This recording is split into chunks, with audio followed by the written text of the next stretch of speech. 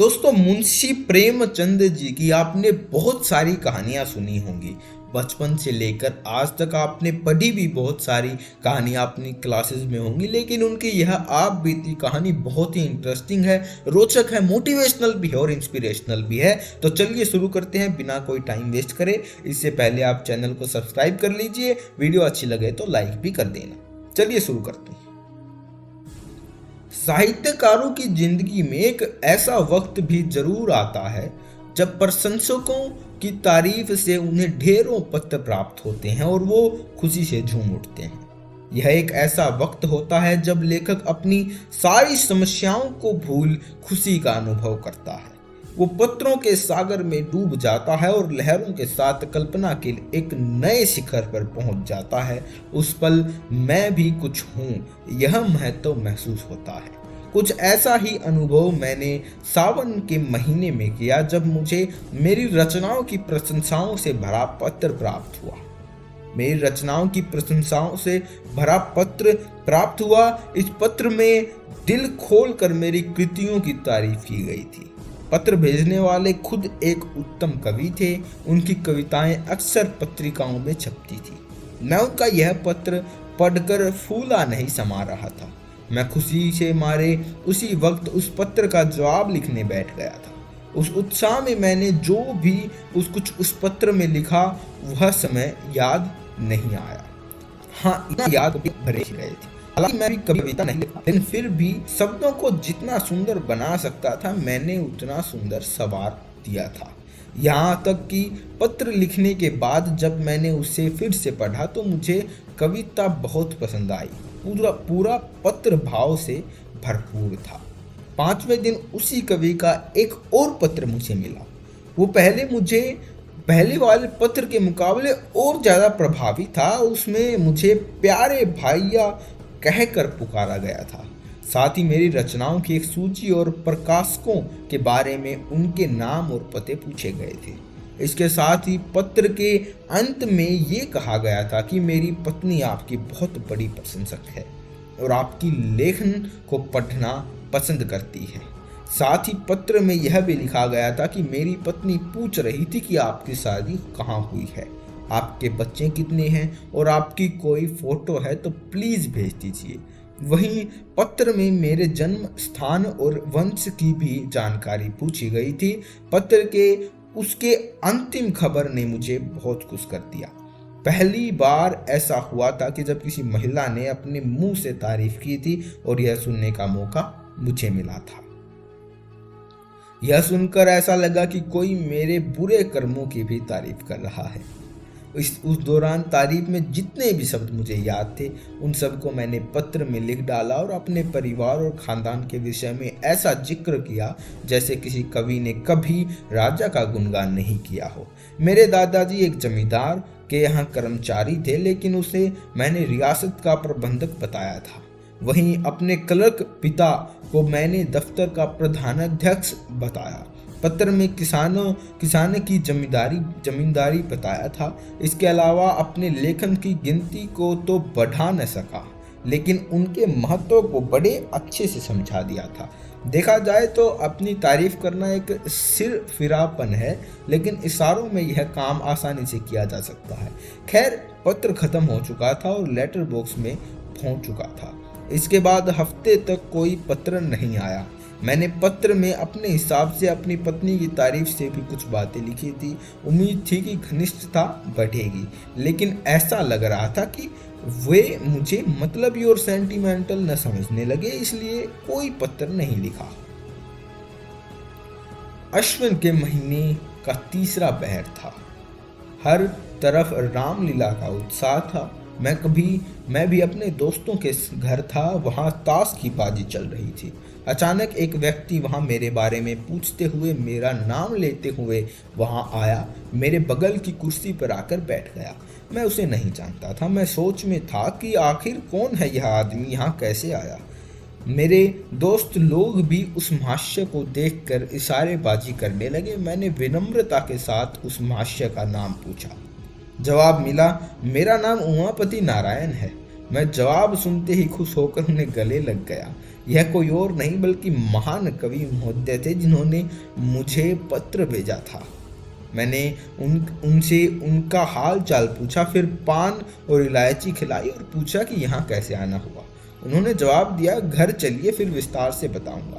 मैं आपके यहाँ से होकर आया हूँ, वहाँ मुझे पता चला कि आप यहाँ हैं, तो पूछता हुआ मैं आ गया। फिर मैं फौरन उनके साथ जाने के लिए तैयार हो गया। उनके कमरे से निकलते ही मेरे दोस्तों ने इशारे में मुझसे पूछा कि यह साहब कौन है। मेरे दोस्तों को बताया कि ये मेरे नए मित्र हैं। मित्र ने कहा, थोड़ा सावधान रहिएगा, मुझे ये थोड़े उचक्के लग रहे हैं। मैंने कहा, आपका यह अनुमान गलत है। आप आदमी को हमेशा उसके कपड़ों से जज करते हैं, लेकिन इंसान वस्त्रों से नहीं बल्कि दिल से होता है।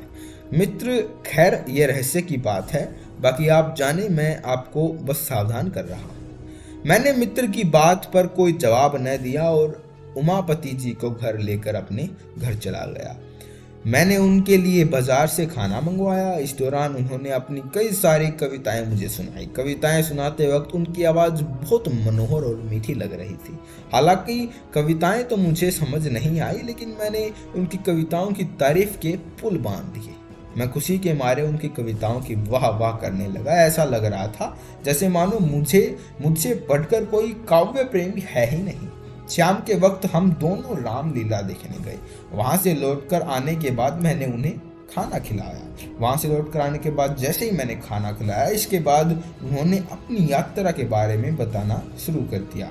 उन्होंने बताया कि इस वक्त कानपुर जा रहे थे और अपनी पत्नी को लेने के लिए वह आए हैं। उनका मकान कानपुर में है। उन्होंने इस वक्त अपने विचार को साझा करते हुए बताया कि उनकी इच्छा मासिक पत्रिका निकालने की है। उन्होंने बताया कि प्रकाशक कविताओं के लिए 1000 रुपये देते हैं, लेकिन उनकी इच्छा है कि वे कविताओं को पत्रिका में क्रमशः निकालें, फिर अपने ही पैसों से पुस्तकार प्रिंट करवाएं। उमापति ने यह भी बताया कि उनकी जमींदारी कानपुर शहर में है, लेकिन वो साहित्यिक जिंदगी बिताना चाहते हैं। उन्हें जमींदारी से नफरत है।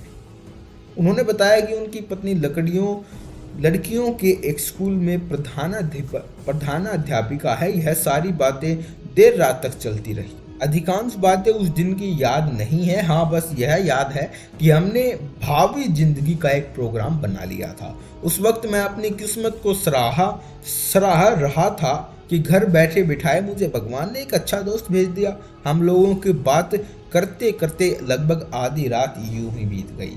उन्हें अगले दिन सुबह 8 बजे निकलना था। जब मैं सोकर उठा तो सुबह 7 बज रहे थे। मैंने देखा कि उमापति जी जाने के लिए तैयार थे। बोला, इजाज़त दीजिए, लौटते वक्त इधर से ही जाऊंगा। इस वक्त आपको तकलीफ दे रहा हूँ, माफ़ करिएगा। जब कल मैं चला था तो उस वक्त सुबह के 4 बज रहे थे। चलने की चिंता में पूरी रात जागना पड़ा गया। गाड़ी में बैठते ही झपकियाँ आने लगी तो मैंने कोट उतारकर फिर लेटा तो फौरन सो गया। मुगल सराय में आँख खुली तो देखा कि कोट गायब है। कोट तो मैंने चारों तरफ ढूंढा, पता नहीं चला कि मेरा कोट किसने चोरी कर लिया। मेरे कोट में उस वक्त 50 रुपये थे, तो वो भी साथ में चले गए। पत्नी के मैके उसे ले जाना था और जाते वक्त मुझे कपड़े ले जाने हैं। आप मुझे 50 रुपये उधार दीजिए। ससुराल में हर वक्त थोड़े बहुत पैसे खर्च होना स्वाभाविक है। ऐसे में अगर पैसे ना खर्च करो तो हंसी होगी। मैं जब वापसी में इधर से लौटूंगा तो आपको पैसे देता हुआ चला जाऊंगा। मैं उनकी बात सुनकर बड़ी ही दुविधा में था। मुझे पहले भी एक बार धोखा मिला था। फौरन मन में ख्याल आया कि कहीं इस बार भी धोखा ना खा जाऊं। फिर तुरंत ही मुझे अपने इस ख्याल पर शर्म आने लगी।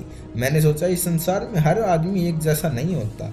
ये बेचारे कितने सज्जन आदमी हैं, इस वक्त मुसीबत में है। ये सोचते हुए मैंने अपनी पत्नी को कहा कि तुम्हारे पास कुछ पैसे हैं तो दे दो। पत्नी ने पूछा, क्या करोगे? मैंने कहा, कल जो मित्र आए हैं उन्हें किसी से रुपए सफ़र में दौरान चुरा लिए हैं। उन्होंने ससुराल अपनी पत्नी को लेने जाना है, लौटते वक्त वो पैसे दे देंगे। मेरी बातों को सुनकर पत्नी ने मजाक करते हुए कहा कि तुम्हारे जितने भी दोस्त आते हैं सब तुम्हें धोखा देने के लिए आते हैं। मेरे पास कुछ पैसे नहीं हैं। फिर मैंने थोड़ा अपनी पत्नी को मनाते हुए कहा कि अगर पैसे हैं तो दे दो ना, बेचारे तैयार होकर खड़े हैं, उनकी गाड़ी छूट जाएगी। पत्नी ने कहा, बोल दो जाकर इस वक्त घर में कोई पैसा नहीं है। मैंने कहा, यह कहना इतना आसान बिल्कुल नहीं है। इसका मतलब यह है कि मैं दरिद्र होने के साथ साथ अच्छा दोस्त भी नहीं हूँ। क्या मेरे पास 50 रुपए का भी इंतजाम नहीं हो सकता? उमापति जी को इस पर कभी भी यकीन नहीं होगा कि मेरे पास इतने पैसे नहीं हैं। इससे तो यह सही है कि मैं उनको सीधे सीधे कह दूं कि हमें आप पर बिल्कुल भी यकीन नहीं है। मेरी बातें सुनकर पत्नी ने झुंझला कर बक्से की चाबी मेरे सामने फेंकते हुए कहा, तुम जितनी आसानी से बहस कर लेते हो, अगर उतनी आसानी से आदमी परखना जानते होते अभी तक इंसान बन गए होते। जाओ और दे दो रुपए। इन रुपयों को उधार दे समझ कर मत दो, ये समझना कि इन रुपयों को पानी में फेंक दिया। मुझे तो बस आम से मतलब था, न कि पेट की गिनती से। मैंने रुपए निकालकर उमापति जी को उसी वक्त दे दिए। उमापति जी ने पैसे लौटाने का वादा किया और वहां से चले गए। उमापति जी 7वें दिन फिर शाम को घर वापस आए। उन्होंने 7 बार एक पत्नी और बेटा भी थी। दही चीनी खिलाकर मेरी पत्नी ने उन लोगों का स्वागत किया और आदर सत्कार किया, यहाँ तक कि 20 रुपये मुंह दिखाई के दिए। इसके बाद भी उनकी बेटी को भी मेरी पत्नी से मिठाई खाने के लिए 2 रुपये दिए।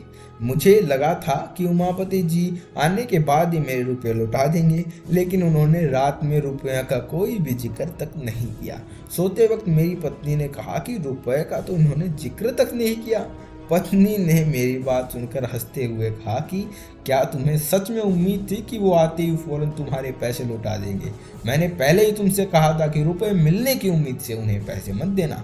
यह समझो कि यह पैसे किसी दोस्त की मदद के लिए देते, लेकिन तुम तो विचित्र हो। पत्नी की बातें सुनकर मैं लज्जित हो गया। उमापति अपने परिवार वालों के साथ 2 दिन तक मेरे घर में रुके। मेरी पत्नी ने इस दौरान उनका खूब आदर सत्कार किया। मुझे फिर भी संतोष नहीं था, क्योंकि मैं समझता था इन्होंने मेरे साथ धोखा किया था। तीसरे दिन वो सुबह जल्दी अपने घर को लौटने के लिए तैयार हो गए। मुझे अब उम्मीद थी कि वो मेरे पैसे लौटा देंगे, लेकिन ऐसा नहीं हुआ। वो अब एक नई राम कहानी सुनाने लगे। उन्होंने बिस्तर बांधते हुए कहा कि मुझे बड़ा ही दुख है कि इस बार मैं आपके पैसे नहीं लौटा पाऊंगा। दरअसल बात यह है कि घर में पिताजी से मुलाकात ही नहीं हो पाई। वे किसी काम से गांव गए हुए थे। मेरे पास इतनी छुट्टियां नहीं थी उनसे मिलने में गांव तक जाता। गांव जाने के लिए रेल का वहां कोई भी जरिया नहीं है। वहां पहुंचने के लिए बैलगाड़ियों से जाना पड़ता है। इसीलिए सिर्फ 1 दिन मैं घर में रहा और फिर अपने ससुराल को निकल गया। मेरे सारे रुपए ससुराल में खर्च हो गए। अब तो मेरे पास ट्रेन टिकट तक पैसा नहीं है। कृपया आप मुझे 25 रुपये दे दीजिए, मैं वहां पहुंचते ही आपके रुपए भेज दूंगा। मन तो किया कि फौरन जवाब दे दूं, लेकिन ऐसा मैं नहीं कर पाया। मेरी पत्नी से पैसे मांगकर उमापति के हाथ पर रख दिए। इसके बाद वो वहां से चले गए। 1 हफ्ते के बाद उमापति जी ने पत्र भेजा, जिसमें लिखा कि वो काम के सिलसिले में बाहर जा रहे हैं, वापस लौटकर पैसे भेज देंगे। 15 दिन के बाद मैंने एक पत्र लिखा, उनका हालचाल पूछा, लेकिन पत्र का कोई जवाब नहीं आया। मैंने 15 दिनों के बाद पत्र में फिर लिखा और इस बार मैंने रुपए के बारे में पूछा। इसका कोई भी जवाब नहीं आया। 1 महीने बाद मैंने पत्र लिखा, लेकिन इस बार भी कोई भी जवाब नहीं आया। मैं समझ गया था कि पत्नी ने जो भी कहा वो सच था। मैं निराश और चुप होकर बैठ गया। हालांकि मैंने अपने इन पत्रों के बारे में अपनी पत्नी को कुछ नहीं बताया। उमापति के इस व्यवहार पर मुझ पर गहरा असर पड़ा। फिर इसी महीने मेरे यंत्रालय में बिहार प्रांत से एक कंपोजिटर आया था। 15 रुपये मासिक पर मैंने उसे काम पर रख लिया था। वो पहले किसी अंग्रेजी स्कूल में पढ़ा करता था। किसी का सहयोग न मिल पाने की वजह से वह पढ़ाई छोड़ चुका था। उसके घर वालों ने उसकी मदद करने के लिए मना कर दिया था। मजबूर होकर उसे नौकरी करनी पड़ी। उसकी उम्र वही कोई 17-18 साल होगी। उसका गंभीर स्वभाव था और उससे बातचीत करने का तरीका भी अच्छा था। यहाँ आने को तीसरे ही दिन उसे बुखार हो गया। कहानी बहुत इंटरेस्टिंग होने वाली है, कहानी को छोड़कर ना जाएं। कुछ दिनों के बाद भी जब बुखार नहीं गया तो उसे अपने घर की याद सताने लगी। उसने मुझसे कहा कि मैं बीमार हूँ, उसे कुछ रुपए मिल जाएं तो वह घर चला जाएगा, फिर वह जाकर पैसों का इंतज़ाम करके मुझे भेज देगा। वह सच में बहुत बीमार था, लेकिन मैं पहले ही पैसों से मामले में बहुत धोखा खाकर बैठा हुआ था, इसलिए मैंने उसे मना कर दिया। मेरी बातें सुनकर वह रोने लगा और मुझसे मदद की विनती करने लगा, लेकिन धोखे की चोट खाए बैठा मैं उसकी बातों को नज़रअंदाज कर दिया। दुविधा भरी स्थिति में उसने फिर आकाश की ओर देखा और वहां से चला गया। मुझे अंदर ही अंदर बहुत बुरा लगा, लेकिन जो मैंने निर्णय ले लिया था मैं उसी पर अड़ा रहा। मैंने मन में इस बात पर विचार करके संतोष कर लिया कि कहाँ का ऐसा धनी हूँ मैं जो पैसे बहाता रहूँ। वो लड़का मेरे पास से आंखों में आंसू लेकर गया था। तब कार्यालय में एक क्लर्क जिनका नाम पृथ्वीनाथ था, उन्होंने उसकी मदद कर दी। उन्होंने उसकी पूरी कहानी सुनकर 15 रुपये दे दिए थे। जब मुझे इसकी जानकारी हुई तो मानो मेरे मन से कोई बोझ उतर गया। चलो अब वह बेचारा अच्छे से घर तो पहुंच पाएगा, यही सोचकर वो मुझे मुफ्त में ही संतोष मिल गया। लेकिन कुछ अपने किए पर भी मुझे शर्म आई। मैं बड़े बड़े उपदेश दिया करता था, लेकिन आज अपनी ही जुबान से मुकर गया। 5वें दिन पैसे आए। मेरी आंखें खोल देने वाली यह यातना मुझे शायद ही कभी मिली थी। खैर इस बार मैंने अपनी पत्नी को कुछ नहीं बताया था, वरना घर में मुश्किल हो जाता। पर पूर्व कथित वृतांत को लिखकर मैंने पत्रिका में भेजवा दिया। मेरा मकसद बस इतना था कि मैं लोगों को धोखेबाजी के इस कुपरिणाम का संदेश दूं। मुझे सपने में उम्मीद नहीं थी कि इसका कोई मुझे सीधा फल मिलेगा।